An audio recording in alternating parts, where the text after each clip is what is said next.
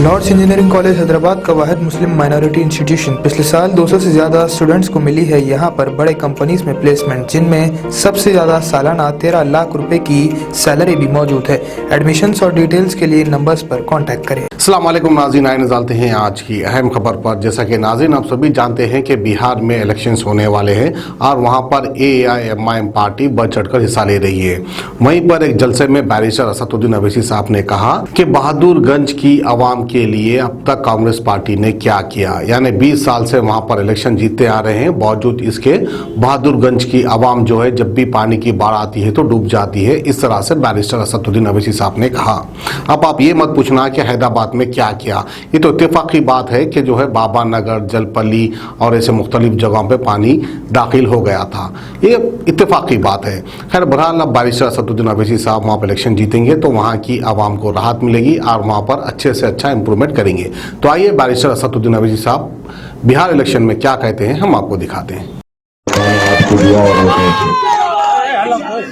मेरे अजीज दोस्तों, बुजुर्गों, मेरी सरदार माँ और बहनों, अभी आपके सामने हमारे उम्मीदवार प्रत्याशी ने कहा कि कैसे जब बाढ़ आती है पूरे बहादुरगंज में और खास तौर से जिस जगह पर आज ये जलसा हो रहा है, करीब 20,000 लोग इससे मुतासिर होते हैं जब यहाँ पर बाढ़ आती है।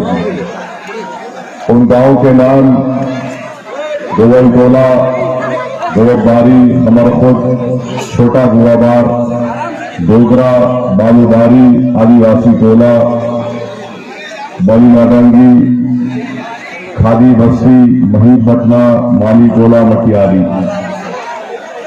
मैं आपको ये वादा कर रहा हूं कि इंशाअल्लाह ताला, जो अभी हमारे बुजुर्ग ने भी कहा कि बाढ़ की वजह से इतने सब गांव मुतासिर होते हैं, 20,000 लोगों की जिंदगी बेहाल हो जाती है और उनको बहुत बड़ा नुकसान उठाना पड़ता है, फसलों को नुकसान उठाना पड़ता है, किसान परेशान हो जाता है।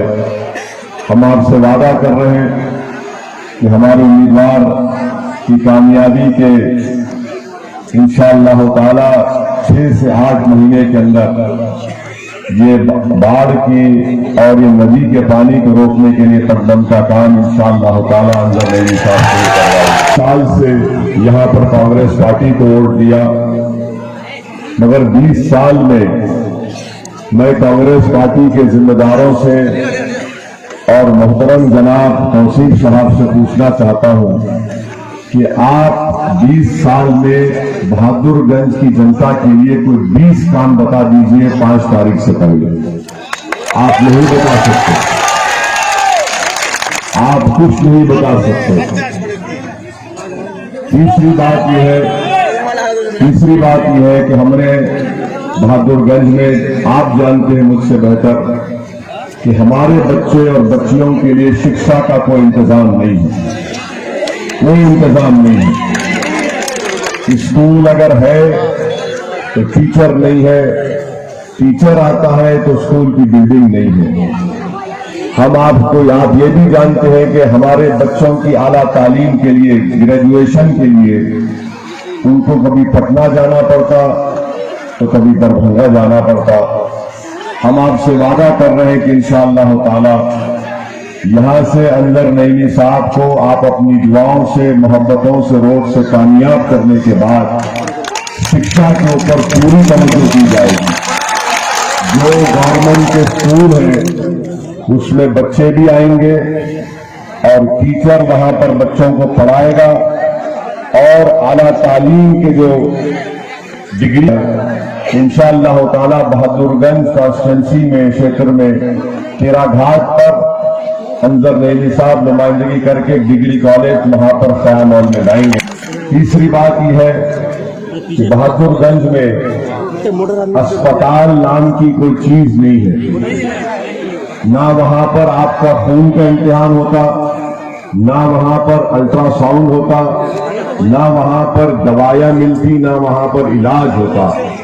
कि बहादुरगंज की जनता के लिए मैं हमारे भाई अंजर नईमी साहब के साथ खड़े होकर उनको बड़ी जिम्मेदारी के साथ ये कह रहा हूं कि जब यहाँ की आवाम, यहाँ की जनता, यहाँ की माँ और बहनें, बुजुर्ग, नौजवान आपको कामयाब करेंगे, तो बहुत जरूरी है कि अस्पताल से, आप सरकार से नुमाइंदगी करके लड़के यहाँ पर सेहत के ताल्लुक से जो सहूलतें दूसरे विधानसभा में मिल रही हैं, बहादुरगंज में भी इनको मुहैया कराना इनकी जिम्मेदारी होगी इंशाअल्लाह।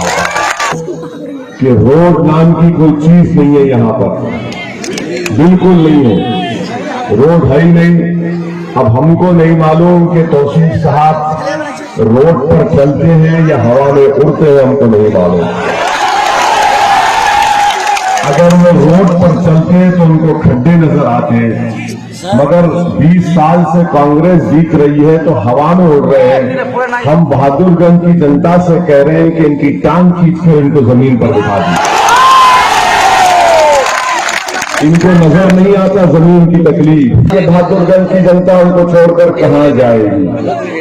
कांग्रेसियों, तौसीफ साहब, कल तक आपको बड़ा गुरूर था ना कि हमारा कोई विकल्प नहीं, मुतबादिल नहीं। हम आपसे कह रहे हैं, बल्कि पूरे भारत की जनता से, बिहार की गरीब जनता से और खास तौर से सीमांचल की जनता से कह रहे हैं कि अब आपके सामने असदुद्दीन ओवैसी खड़ा हुआ है, आपका बेटा है, आपका भाई है, आपका आदमी है। और हम इंशाअल्लाह ताला ये तमाम पार्टी के जिनकी गर्दनें बड़ी मोटी हो चुकी है, इंशाअल्लाह ताला इनको सियासी तौर पर पतला करके छोड़ेंगे। ये है कि सीमांचल की लड़ाई मजलिस-ए-इत्तेहादुल मुस्लिमीन के लिए ये हमारी सबसे पहली लड़ाई होगी। 5 साल पहले भी जब हम सीमांचल को आए थे, हमने बिहार में हमारे सियासी सफर का आगाज सीमांचल से किया। मैं 5 साल पहले ये बात कहा था कि हम सीमांचल की सरजमीन पर बसने वाले तमाम लोगों की इंसाफ की लड़ाई लड़ेंगे। उस वक्त कांग्रेस, राजद, जेडीयू वाले और बीजेपी के लोग हमारा मजाक उड़ा रहे थे। हमने उन तमाम को उस वक्त भी बताया कि जिस जगह पर मीम का परचम हम लहराते हैं, पीछे पलटकर उस जगह को छोड़कर जाने का सवाल ही पैदा नहीं होता। हम पीछे नहीं हटे, हम आते रहे सीमांचल को। बाढ़ आई, हम आते रहे आपके लिए, आपके आंसू को पोंछने के लिए, आपको दिलासा दिलाने के लिए, आपकी हिम्मत और हौसलों को बुलंद रखने के लिए। जब अलीगढ़ यूनिवर्सिटी का कैंपस किशनगंज में मसला है, हमने जाकर अख्तरुल ईमान साहब, आफ्ताब साहब, आदिल ने जाकर हमने मरकजी मिनिस्टर से, मंत्री से मुलाकात की। वो काम भी करवाना है, तो शिकार हो चुका है। ये फुला टीम है। हम उनसे पूछना चाहते हैं कि भैया जरा ये तो बता दो कि जब लोकसभा के चुनाव हुए थे, पूरे बिहार प्रदेश में 40 लोकसभा की सीटें हैं। कांग्रेस ने और राजद ने कितने सीट जीते? हम तो सिर्फ एक किशनगंज की सीट पर अख्तरुल ईमान साहब को आए। अख्तरुल ईमान ने 3 लाख वोट हासिल किए, आप तमाम की जिद्दोजहद, मेहनत, जुस्तजू और वोट की वजह से। जेडीयू को 3,25,000 वोट मिले और कांग्रेस के जो अभी मौजूदा सांसद है, एमपी है, उनको 3,50,000 मिले। अगर हम वोट कटवा होते और अगर अख्तरुल ईमान नहीं लड़ते तो वो भी बीजेपी एनडीए जीत जाती थी ना। हम लड़े बोल के तुम जीते ना। मगर अब हम आपको तयखुन दे रहे हैं कि 2024 में जब पार्लियामेंट का इलेक्शन होगा, हमने 3 लाख वोट हासिल किए थे। सुन लो कांग्रेसियों, 2024 में हम 4 लाख से ज्यादा है। टीम बोलना। और ये कांग्रेस के लोग हमको बोलते हैं कि ओवैसी फिरका परस्त है। मैं पूछना चाहता हूं कि फिरका परस्ती के माने क्या है? अगर मैं सीमांचल की सरजमीन पर बसने वाले लोगों के इंसाफ का मुतालबा कर रहा हूं, जिनको आजादी के बाद से आज तक उनको उनका हक नहीं मिला, अगर सीमांचल बहादुरगंज की जनता की इंसाफ की का मुतालबा करना, आपके सैलाब बाढ़ में जो तबाही आती है उस तबाही का जिक्र करना, उसका इलाज तलाश करना, बच्चों के शिक्षा का इंतजाम कराना, अस्पताल की तामीर कराना, कि अगर ये फिरका परस्ती है तो सुनो कांग्रेसियों, इंशाअल्लाह ताला मैं जिंदगी भर यही फिरका परस्ती करता रहूंगा। इनको आईना दिखा रही है, इनके गलतियां दिखा रही है, इनके गुनाह दिखा रही है, इसीलिए ये तिलमिलाकर बौखलाहट का शिकार होकर जब कुछ समझ में नहीं आता किसी आदमी को, जब हमारे पास जवाब नहीं है, तो जिस तरह एक दीवाना रोड पर पुकारता है नहीं नहीं वो पागल है, जबकि सबसे बड़ा पागल वही होता है। तो इसीलिए हम पर इल्जाम लगाते जाते हैं। पूरे भारत में हम सिर्फ 3 लोकसभा की सीट पर लड़े, हैदराबाद, औरंगाबाद और किशनगंज। 2 पर हैदराबाद में हमने बीजेपी को हराया, अल्हम्दुलिल्लाह हैदराबाद की आवाम को सलाम के उन्होंने वोट डालकर कामयाब किया। औरंगाबाद महाराष्ट्र स्टेट में इम्तियाज जलील ने 23 साल के शिवसेना के एमपी को हराकर वहां पर एमपी बने। और किशनगंज में आप जानते भाई, ये तो बताओ फिर 306 सीट पर जिम्मेदार नहीं है बीजेपी की कामयाबी के लिए? अगर कांग्रेस पार्टी अच्छी होती, उनमें दम होता, उनमें हिम्मत होती, उनमें कोई दिमाग होता, ना हिम्मत है, ना हौसला है, ना दिमाग है, सिर्फ गुरूर में डूबकर मुकाबला करना चाहते हैं। अगर आज बीजेपी जीतती है तो किसकी वजह से? कांग्रेस की वजह से। मगर जीते तो दिल्ली के परिवार को बोलते हैं परिवार में जिता दिया, हारे तो ओवैसी जिम्मेदार।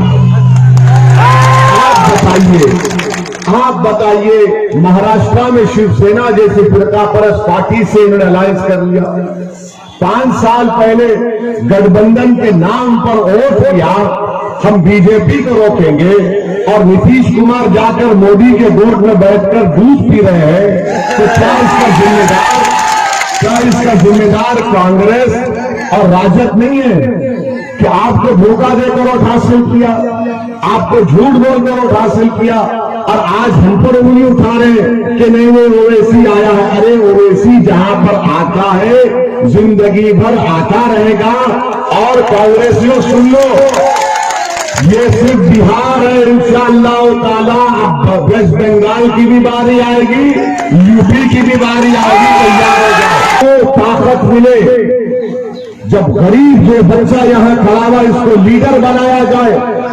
कब तक परिवार का, एक परिवार का, कभी वो, अरे भाई हम ये चाहते हैं कि गरीबों की लीडरशिप पैदा हो, जमीन से उठे, क्योंकि ये जमीन पर जो लोग आप खड़े हैं, आपको मालूम बहादुरगंज की तकलीफ क्या है। जो 20-20 साल से जीत रहा है, उसको ना सीने में धड़कता हुआ दिल है, ना उसकी आंख से आंसू टपकते हैं जब सैलाब में 20,000 लोग तकलीफ का शिकार होते हैं।